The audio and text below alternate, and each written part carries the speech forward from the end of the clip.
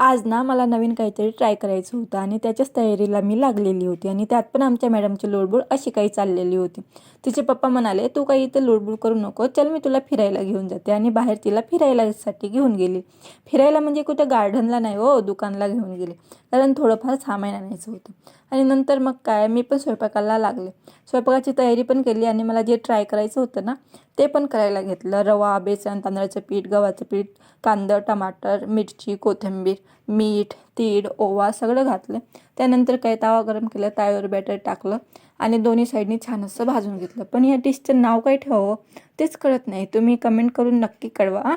टेस्टला पण थोडंफार बरीच टेस्ट लागत होती. नंतर काय, त्रिशू पण दुपारची झोपेतून उठलेली होती.